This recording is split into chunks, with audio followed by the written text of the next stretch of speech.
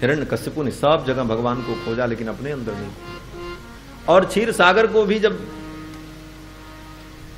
खाली देखा तो हिरण्यकश्यपु ने आकर के घोषणा कर दी कि अब इस ब्रह्मांड में कोई परमात्मा नहीं है, मैं ही परमात्मा हूं। वो विष्णु भी मेरे भय से भाग गया, क्षीर सागर खाली, ये उसको भ्रम हो गया। लेकिन भगवान तो उसके हृदय में आकर के छिप गए थे। हिरण्यकश्यपु ने कहा, कहां है तेरा भगवान, आज मैं तेरे भगवान से निपट लूं। उसे खोजने मैं क्षीर सागर में गया था लेकिन वो तो मिला नहीं। तेरे बुलाने पर वो आ जाए तो बुला आज अपने भगवान को। तो प्रहलाद जी ने कहा, पिताजी मेरे भगवान तो सब जगह हैं, कण कण में हैं, क्षण क्षण में हैं। अंतर वहिश्च तत्सर्वम व्याप्य नारायण स्थितः, अंदर बाहर वो सब जगह व्याप्त हैं। हिरण्यकश्यपु ने कहा, तेरा भगवान तेरा परमात्मा अगर सब जगह है तो इस खंभे में भी है। प्रहलाद जी ने कहा, हां पिताजी, जो भगवान सब जगह है वो इस खंभे में भी है। प्रहलादस्ति यदीश्वरो बदहरिः सर्वत्र मे दर्शय, स्तंभे चैवमिति ब्रुवन्तुमसुरः तत्राविरासीद् हरिः। प्रहलाद जी ने कह दिया कि इस खंभे में भी भगवान है। हिरण्यकश्यपु ने अपनी गदा उठाई और दौड़ पड़ा खंभे पे, भयंकर मुष्टिका का प्रहार किया खंभे के ऊपर। हिरण्यकश्यपु को लगा कि भगवान इसमें बैठा है विष्णु, मुझे नहीं दिख रहा है, मेरे बेटे को दिख रहा है, निश्चित इसमें होगा क्योंकि वो तो बहुत बड़ा मायावी है। ऐसा सोच करके हिरण्यकश्यपु ने एक मुष्टिका का प्रहार किया, भयंकर ध्वनि हुई, खंभा बीच से फट गया तड़तड़ करते हुए। और नरसिंह भगवान, बोलो नरसिंह भगवान की जय, गर्जना करते हुए नरसिंह भगवान उस खंभे से प्रकट हो गए। यस्तंभात् गर्जमानो गगड गडगडात् बालचंद्राद्र दृष्टः, व्योमा भूत पाट्यमान पपट पटपट स्ताड्यमान सटाभिः, द्रष्टाग्रे काट्यमान ककटकटकट स्तूयमान सुरेन्द्रैः, निष्क्रांतो हास्य युक्तः गह गह गहन पातु मां नारसिंहः। नरसिंह भगवान गर्जना करते हुए प्रकट हो गए। भगवान का स्वरूप कैसा है, अत्यंत भयानक। सुखदेव जी कहते हैं, राजन, सत्यम विधातुम निज भृत्य भासितम, अपने भक्त प्रहलाद की वाणी को सत्य करने के लिए भगवान खंभे से प्रकट हो गए। भगवान तो कहीं से भी प्रकट हो जाते, खंभे से ही क्यों प्रकट हो? जो खंभा से प्रकट हो सकता है वो तो कहीं से भी प्रकट हो सकता है, तो खंभे से ही भगवान क्यों प्रकट हुए? सुखदेव जी कहते हैं, अपने भक्त की वाणी को सत्य करने के लिए। प्रहलाद ने कह दिया कि इस खंभे में भगवान है, तो भगवान उसी खंभे से प्रकट हुए, मेरे भक्त की वाणी झूठी न हो। सत्यम विधातुम निज भृत्य भासितुम। संतों का भाव है कि भगवान केवल भक्त की रक्षा नहीं करते, भक्त के वचन की भी रक्षा करते, भक्त की रक्षा के साथ साथ भक्त के वाणी की भी रक्षा करते हैं। श्री नाभादास जी महाराज भक्तमाल में लिखते हैं कि चारो जुग चतुर्भुज सदा भक्त गिरा सांची करन, सदा भक्त गिरा सांची करन, अपने भक्तों की गिरा को, वाणी को भगवान सत्य करते। भक्त प्रहलाद की वाणी को सत्य करने के लिए भगवान खंभे से प्रकट हो गए। अद्भुत रूप भगवान का, कराल दृष्टम, भगवान के दांत बड़े भयानक, करवाल चंचल छुरांत जिह्वम भ्रिकुटी मुखोल्बणम, लंबी जीभ लप लप करती है छुरे के समान, भयंकर आंखें धधकती हुई अंगार के समान, कानों के छिद्र लगता है जैसे कोई कंदरा हो पर्वत की, विशाल शरीर, ऊपर का भाग सिंह के समान, नीचे का भाग मनुष्य के समान नरसिंह रूप प्रकट हुआ। और दौड़ करके नरसिंह भगवान ने हिरण्यकश्यपु को पकड़ लिया। ये भगवान का अवतार वैशाख के शुक्ल पक्ष की चतुर्दशी को हुआ, जिसको नरसिंह चतुर्दशी कहते हैं। और भगवान के नक्षत्र जन्म के समय, अवतार के समय स्वाति नक्षत्र था। स्वाति नक्षत्र में नरसिंह भगवान का अवतार हुआ। सायंकाल की वेला थी, यही वेला नरसिंह भगवान प्रकट हुए और दौड़ करके हिरण्यकश्यपु को पकड़ लिया। हिरण्यकश्यप जान गया कि अब मेरी मृत्यु आ गई है। ज्यादा देर भगवान ने युद्ध नहीं किया, युद्ध हुआ भी नहीं। हिरण्यकश्यपु तो देख करके ही डर गया और कांपने लगा। भगवान ने पकड़ लिया और पकड़ करके लेकर के उसको गए। देवता लोग बादल की ओट से नरसिंह भगवान की इस लीला को देख रहे थे। बादल की ओट से क्यों देख रहे थे? सुखदेव जी कहते हैं घनच्छदा भारत सर्वधिष्ण्यपाह। घनच्छदा, घन की ओट में, बादल की ओट में देवता लोग छिप करके इस लीला को देख रहे थे। कारण बोले सब डर रहे थे कि नरसिंह भगवान अगर कहीं हिरण्यकश्यपु को नहीं मार पाए और हिरण्यकश्यपु ने देख लिया कि ये देवता मेरा तमाशा देख रहे थे, तब तो हिरण्यकश्यपु मुझे नहीं छोड़ेगा। इस डर के कारण छिप करके देख। भगवान पर भरोसा नहीं था इन देवताओं को। इन देवताओं का केवल दो काम है, बस दो काम। क्या है? बोले भगवान की कोई विशेष लीला हो तो ये सब बाजा बजाते हैं, दुंदुभी बजाते हैं, और भगवान की कोई विशिष्ट लीला हो तो फूल की वर्षा करते हैं, और ये जय जयकार करते हैं। लेकिन जय जयकार कब करते हैं? बोले मौका देख करके करते हैं। देखते हैं किसकी विजय होने वाली, जब फाइनल हो जाएगा तभी बोलते हैं, बीच में नहीं बोलते। क्यों? बोले कहीं गड़बड़ हो गई तो कहीं इधर से मारे न जाएं, इसीलिए देवता लोग छिप करके घनच्छदा भारत सर्वधिष्ण्यपाह। तो भगवान ने भी सोचा चलो थोड़ा लीला ही करते। ठाकुर जी महाराज ने, नरसिंह भगवान ने हिरण्यकश्यपु को पकड़ा और पंजे से पकड़ करके ले जा रहे थे। वो फड़फड़ फड़फड़ कर रहा था। जैसे गरुण जी महाराज अपने पंजे से किसी सांप को पकड़ लें तो सांप अपना पूंछ और अपना अग्रभाग हिलाता है, फड़फड़ाता है, उसी प्रकार वो हिरण्यकश्यपु अपने हाथ पैर को हिला रहा। तब तक नरसिंह भगवान ने छोड़ दिया। जब छोड़ दिया तो वो उठ करके फिर खड़ा हुआ। अब तो देवता भगे वहां से महाराज। देवताओं ने सोचा अरे ये तो छूट गया, अब तो बच गया। ये लीला भगवान ने इसीलिए की कि थोड़ा देवता सावधान हो जाए। और ऐसा भगवान क्यों करते हैं?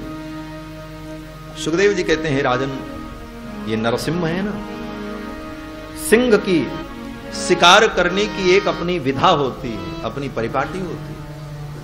सिंह किसी शिकार को एक बार में नहीं मारता है। ऐसे तो शिकार देखने को मिलेगा नहीं। लेकिन आजकल टीवी पे एक चैनल आता है, क्या बोलते हैं उसको, ज्योग्राफी चैनल।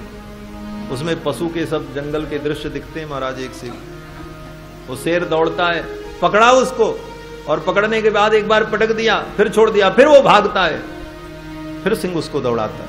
एक बार में ही वो पकड़ करके मार सकता है, लेकिन उसकी वो क्रीड़ा है, मृगया है। उसी प्रकार नरसिंह भगवान क्रीड़ा कर रहे हैं। हिरण्यकश्यपु को छोड़ दिया, फिर वो उठा, फिर नरसिंह भगवान ने झपट करके पकड़ लिया हिरण्यकश्यपु को और घसीटते हुए लेकर के महल के द्वार पर गए हैं और अपनी जंघाओं पर लिटा दिया। चतुर्भुज रूप में नरसिंह भगवान प्रकट हुए थे। नीचे की दोनों भुजाओं से हिरण्यकश्यपु को जोर से भगवान ने पकड़ लिया, दबा करके गले के पास पकड़ा और इधर दोनों पैर पकड़ लिया दबा करके भगवान ने। क्यों? बोले ऑपरेशन करने जा रहे हैं, मरीज हिल जाएगा तो ऑपरेशन बिगड़ जाएगा। चतुर्भुज रूप में भगवान थे। दो भुजाओं से भगवान ने दबा करके हिरण्यकश्यपु को पकड़ लिया और ऊपर की दो भुजाएं भगवान की खाली थीं। भगवान नरसिंह ने स्मरण दिलाया, दैत्यराज तूने ब्रह्मा से वरदान मांगा था कि मेरी मृत्यु न मनुष्य से हो न पशु से, देख न मैं मनुष्य हूं न पशु, ब्रह्मा की सृष्टि से परे हूं। उसके सारे वरदानों का स्मरण दिलाया भगवान ने। भगवान ने कहा तूने वरदान मांगा था कि मेरी मृत्यु न अस्त्र से हो न शस्त्र से, देख ये मेरे भयानक नख, ये न अस्त्र है न शस्त्र है। ऐसा कहते हुए नरसिंह भगवान ने हिरण्यकश्यपु के वक्षस्थल में अपने नख को धंसा दिया। वक्षस्तस्य विदारयन् निज नखैः वात्सल्यमापादयन्। वक्षस्थल में नख को धंसा करके एक बार में ही पेट को सर्र से फाड़ दिया। श्री प्रभुदत्त ब्रह्मचारी जी महाराज बड़े अच्छे संत हुए, प्रयाग में थे प्रभुदत्त ब्रह्मचारी जी महाराज। उन्होंने एक ग्रंथ लिखा है भागवत चरित, छंद में है, पद्य में है। नरसिंह भगवान की कथा लिखते हुए वो लिखते हैं कि नरसिंह भगवान ने पेट कैसे फाड़ा। बोले पेट फार के सर्र फर्रते आंत निकारी। नरसिंह भगवान ने फर्र से पेट फाड़ दिया और सर्र से सारी आंतों को खींच करके निकाल लिया। हिरण्यकश्यपु की सारी आंतों को निकाल करके माला के समान नरसिंह भगवान ने अपने गले में पहन लिया। भगवान नरसिंह का एक नाम पड़ा है आंत्रमाली, बनमाली। ये तो भगवान का नाम आपने सुना है कि पुष्प की माला, कमल की माला भगवान पहनते हैं, लेकिन हिरण्यकश्यपु के आंतों की माला को भगवान ने पहन लिया। और आंतों की माला पहनने के पहले नरसिंह भगवान ने उन आंतों को बिलो बिलो करके खूब बहुत देर तक देखा है। वर्णन है ऐसा। पेट फाड़ने के बाद सारी आंतों को नरसिंह भगवान ने निकाल लिया और घुमा घुमा करके अगल बगल उलट पलट करके उन आंतों को देख रहे थे। देवता विचार कर रहे थे नरसिंह भगवान हिरण्यकश्यपु की आंतों में क्या खोज रहे हैं, कोई चीज खो गई है क्या। आचार्यों का भाव है, संतों का भाव है कि नरसिंह भगवान विचार करने लगे, इन आंतों के परमाणु से, इन आंतों के तत्व से ही प्रहलाद जैसे भक्त की उत्पत्ति हुई है। कहीं कोई दूसरा भक्त तो इसमें नहीं है। एक भक्त की रक्षा करने मैं आया हूं, कहीं दूसरे भक्त का वध न हो जाए मेरे द्वारा। ये भगवान की भक्त वत्सलता। उन आंतों को बिलो बिलो करके भगवान देखते रहे। और फिर जब कोई भक्त नहीं मिला तो उन आंतों को भगवान ने अपने मस्तक से लगाया। ये धन्य है आंतें, जिन आंतों के सहयोग से प्रहलाद जैसे भक्त की उत्पत्ति हुई। और उन आंतों को माला के समान भगवान ने अपने गले में धारण कर लिया। उन आंतों को भगवान ने अपने गले में धारण कर लिया, आंत्रमाली कहलाया। इसके बाद भी भगवान का क्रोध शांत नहीं हुआ। कितना उग्र रूप है। उग्रम वीरम महाविष्णुम ज्वलंतम सर्वतोमुखम नृसिंहम भीषणम भद्रम मृत्यु मृत्युम नमाम्यहम्। मृत्यु के भी मृत्यु है नरसिंह भगवान। मृत्यु को देख करके व्यक्ति का हार्ट फेल हो जाता है, लेकिन मृत्यु भी जिसको देख करके मृत्यु को प्राप्त हो जाए, ऐसे नरसिंह भगवान। इतना उग्र रूप। मृत्यु मृत्युम नमाम्यहम्। क्रोध शांत नहीं होता। हिरण्यकश्यपु के शरीर को उठा करके भगवान ने पटक दिया। और फिर नरसिंह भगवान पैंतरा मारने लगे। कभी इधर जाते दहाड़ते हुए, कभी दहाड़ते हुए इधर आते। जो सामने मिलता उसी को चीड़ फाड़ करके फेंक देते। अन्य पुराणों में ऐसा वर्णन है, इनके क्रोध को शांत करने के लिए देवता लोग आए। भगवान शिव ने कहा मैं इनके क्रोध को शांत करता हूं। देवताओं ने कहा कैसे। भगवान शिव ने कहा इनके साथ हम युद्ध करेंगे और जब ये थक जाएंगे तो अपने आप शांत हो जाएंगे। देवताओं ने कहा चलो ये भी लीला देख लेते। भगवान शिव ने शार्दूल का रूप धारण किया, सिंह शार्दूल। भगवान नरसिंह हैं तो शिव भगवान ने सिंह शार्दूल का रूप धारण किया। सिंह शार्दूल एक विशेष जीव होता था। अब प्रकृति में वो नहीं है, पुराणों में शास्त्रों में उसका वर्णन होता है। उसका स्वरूप ये होता है कि उसका मुख सिंह के समान होता है, लेकिन नाक के पास हाथी के समान एक बड़ी सूंड होती है। और उसके आगे के पैर सिंह के समान होते हैं, उसमें नख होते हैं। और पीछे के दोनों पैर घोड़े के टाप के समान होते हैं। और अगल बगल उसके दो पंख होते हैं, वो आकाश में भी उड़ता है। ऐसे विलक्षण जीव को सिंह शार्दूल कहा जाता है। पुराणों में उसका वर्णन है। दक्षिण भारत के मंदिरों में, शिखर में, गोपुर में उसकी मूर्ति बने हुए आप देखते होंगे, कभी गए होंगे साउथ में। वो सिंह शार्दूल का रूप धारण किया भगवान शिव ने और युद्ध करने आए भगवान नरसिंह से। जब भगवान शिव युद्ध करने आए, नरसिंह भगवान ने देखा, क्रोध में थे नरसिंह भगवान। सिंह शार्दूल बने हुए भगवान शंकर की उस सूंड को नरसिंह भगवान ने अपने बाएं हाथ से पकड़ लिया और उठा करके घुमा करके जब फेंका तो कैलाश पर्वत पर जाकर के भगवान शिव गिरे। शिवो सलभो बभूव। वेद व्यास जी लिखते हैं कि भगवान शिव एक सलभ के समान हो गए। सलभ बोले तो फतिंगा, जैसे फतिंगा दीपक के पास जाए तो उसका अस्तित्व खतरे में पड़ जाता है, वो स्थिति भगवान शिव की हो गई। फिर शिव जी लौट करके नहीं आए, वहीं कैलाश से भगवान की स्तुति करने लगे, धन्य होकर। भगवान का क्रोध आज प्रकट हुआ है।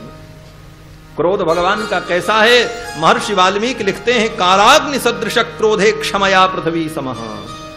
भगवान का अगर क्रोध प्रकट होता है तो कालाग्नि के समान है, और अगर क्षमा प्रकट होती है तो पृथ्वी के समान है, जैसे पृथ्वी क्षमा ही करती रहती है। नरसिंह भगवान का क्रोध शांत नहीं होता। देवता लोग स्तुति करके थक गए। देवताओं ने लक्ष्मी जी को भेजा, देवी आप जाओ, आपके जाने पर इनका क्रोध शांत हो जाएगा। लक्ष्मी जी ने श्रृंगार किया महाराज, सज धज करके चल पड़ी। बोले मेरे जाने पर तो इनका क्रोध शांत हो जाएगा। कोई कितना भी क्रोध में हो, पत्नी सामने आ जाए और हंस करके बोल दे तो सारा क्रोध समाप्त हो जाए। लक्ष्मी जी ने सोचा मेरे जाने पर इनका क्रोध शांत हो जाएगा, लेकिन लक्ष्मी जी जब सामने आई तो नरसिंह भगवान दौड़ पड़े गर्जना करते हुए। लक्ष्मी जी भी भगी। लक्ष्मी जी ने आकर के देवताओं से कहा आज ये मुझसे भी शांत होने वाले हैं।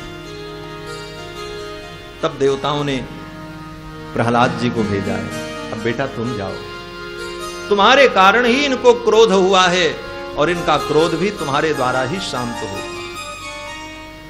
प्रहलाद जी आए हैं और प्रहलाद जी ने भगवान को साष्टांग प्रणाम किया। प्रहलाद जी को कोई डर नहीं। क्यों? बोले शेर से सब डरते हैं, लेकिन शेर का बच्चा थोड़ी डरता है, वो तो अपने बाप के सर पर बैठ करके कूदता है। पता है, शेर के छोटे छोटे बच्चे अपने पिता की पीठ पर चढ़ जाते हैं, फिर भी पिता कुछ नहीं बोलता, आंखें बंद करके आनंद का अनुभव करता है। नरसिंह भगवान भी जगत पिता हैं। प्रहलाद जी ने आकर के भगवान को साष्टांग प्रणाम किया। अपराध सहस्र भाजनम पतितम भीम भवार्णवोदरे अगतिम शरणागतम हरे कृपया केवलमात्मसात् कुरु। भगवान को जब साष्टांग प्रणाम किया, 5 वर्ष के बालक प्रहलाद को अपने चरणों में प्रणाम करते हुए देख करके नरसिंह भगवान का क्रोध शांत हो गया। स्वपाद मूले पतितम तमर्भकम विलोक्य देव कृपया परिप्लुतः। सुखदेव जी कहते हैं राजन, ज्यों ही प्रहलाद जी ने प्रणाम किया तो प्रहलाद को देखते ही कृपया परिप्लुतः, नरसिंह भगवान का क्रोध शांत हो गया और कृपा के सागर में मानो नरसिंह भगवान गोता लगाने लगे, डूबने लगे। कृपया परिप्लुतः, कृपा से मानो भीग गए। नरसिंह भगवान के रोम रोम से कृपा और करुणा मानो बरसने लगी। और फिर नरसिंह भगवान ने ऐसे सिर हिलाते हुए अपने दोनों हाथों को बढ़ा करके प्रहलाद को उठा लिया, गोद में बैठा। प्रहलाद जी बालक हैं, उनका शरीर अत्यंत कोमल है, और नरसिंह भगवान के वो हाथ जो हिरण्यकश्यपु के वक्षस्थल को क्षण भर में विदीर्ण कर देते हैं, उन्हीं हाथों से नरसिंह भगवान ने प्रहलाद को उठाया। लेकिन प्रहलाद के शरीर में एक खरोच भी नहीं लगी। कैसे?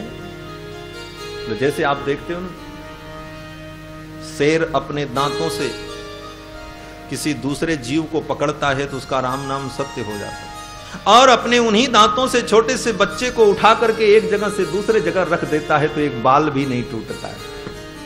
नरसिंह भगवान ने अपने हाथों से उठा करके प्रहलाद को अपनी गोद में बैठाया